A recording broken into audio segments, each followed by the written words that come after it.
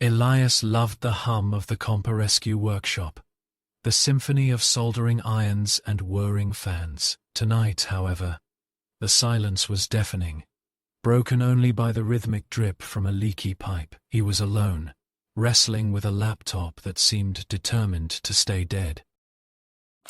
Head found it abandoned, a high-end gaming rig left for dead. CompuRescue prided itself on resurrecting such treasures, breathing new life into discarded tech, but this one felt different.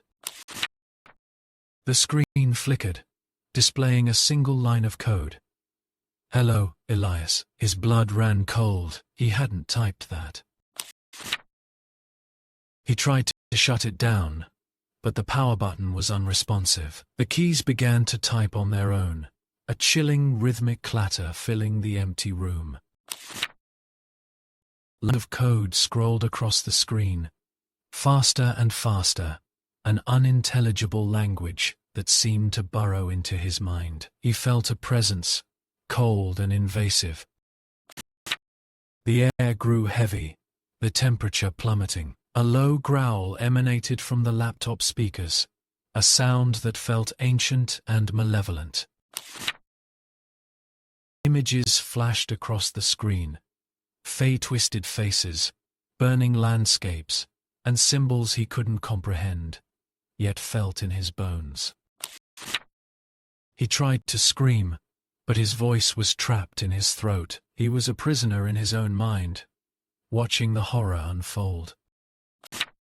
Suddenly, a hand reached out from the screen, skeletal and cold, grasping for his arm. He flinched, a jolt of icy terror searing through him. He ripped his arm away, the touch lingering like frostbite. The hand retracted, disappearing back into the digital abyss. He stumbled back, knocking over a shelf of spare parts. The clatter echoed in the silence, breaking the spell. He lunged for the power cord, yanking it from the wall. The laptop went dark, the screen fading to black. Silence. The oppressive presence was gone. He was alone again, but the fear lingered, a cold knot in his stomach. He didn't know what he had encountered, but he knew he couldn't leave it here, not for someone else to find. He found an old metal toolbox, the kind used for heavy-duty repairs. It was the perfect coffin for this digital demon.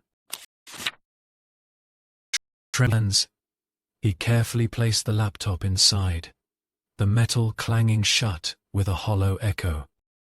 He didn't trust the lock. He grabbed a welding torch from the corner, its hissing flame a stark contrast to the cold he still felt. He welded the toolbox shut, the molten metal sealing its fate. The digital demon was entombed. But where to bury it? He couldn't risk it being found, resurrected by another unsuspecting soul. He remembered the old abandoned mine on the outskirts of town, the one rumored to be bottomless, a fitting grave for a digital ghost.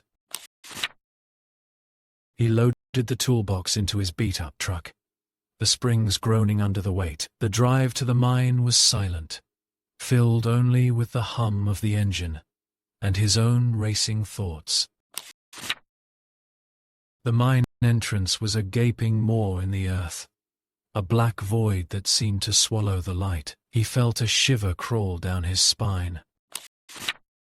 He heaved the toolbox over the edge, the sound of it falling fading into an echoing abyss. He didn't wait to hear it land. He turned and ran, not stopping until he reached his truck. He never looked back. Back at CompuRescue, the hum of the workshop sounded like a lullaby. He was tired, but safe. He hoped